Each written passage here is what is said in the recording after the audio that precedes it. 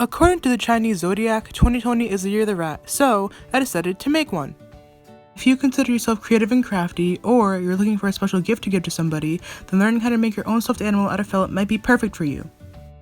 I wanted to make a stuffed animal for this project because it's a hobby that I've pursued for years, and I thought it'd be fun to get to share my process with other people and potentially inspire them. It was also interesting to get to research all about stuffed animals and interview people who make and sell plush toys as a part-time career. I learned that toy making is a huge industry and has been for hundreds of years. The animals in particular are big sellers because they do not only entertain people of all ages around the world, but they provide comfort. My favorite part about making stuffed animals is giving them as gifts because they're guaranteed to brighten up pretty much anyone's day, so let's get started. The materials we'll need are paper, a pen, marker, felt, thread and matching colors, scissors, and stuffing. We're going to start off by drawing the basic shape of our animal and then cutting it out. You can either choose to draw it yourself or find a pattern online, which I find super helpful.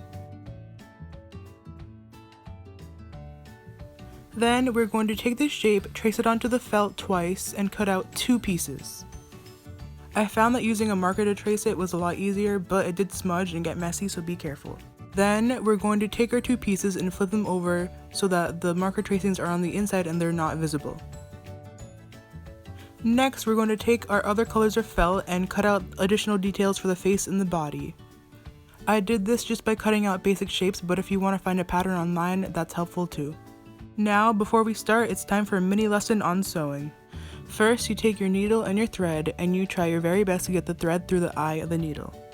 This part can be tricky, so for beginners, I recommend buying pre-threaded needles. Once you get the thread through the eye of the needle, pull the thread all the way down and make sure the 2 ends of string meet evenly.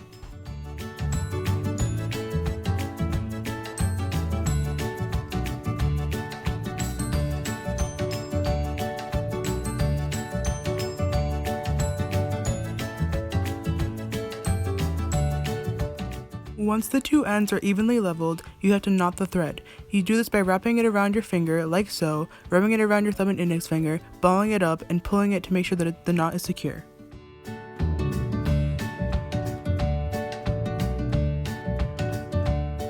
Now we can begin our up and down stitch.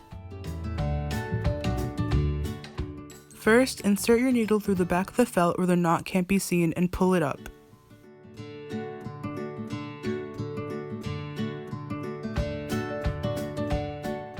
Next, now that you're on the other side, push your needle down close to where you started off to create your first stitch.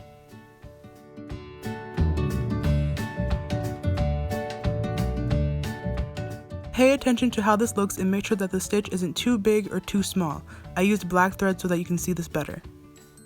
Now, repeat this up and down pattern all around until your piece is completely stitched on.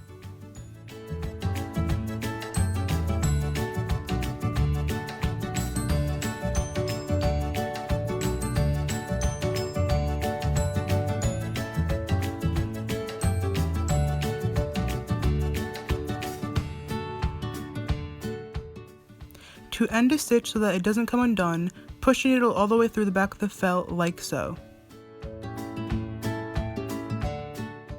Before you pull all the way, put your needle through that little loop and then pull tightly to make sure that it's secured.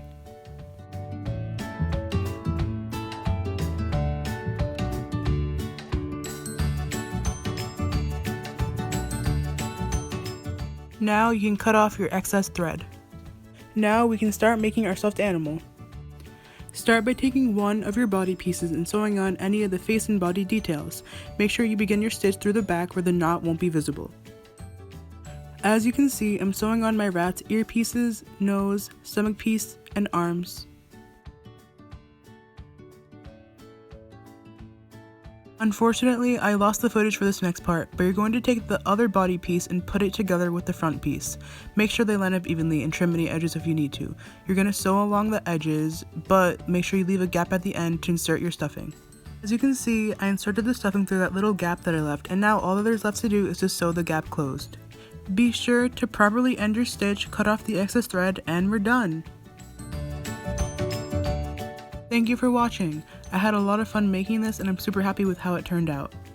Now that I have more insight about what giving and receiving stuffed toys means to some people, this experience was a lot more meaningful to me than it was before. I hope that I've inspired you to try to make your own felt friend one day.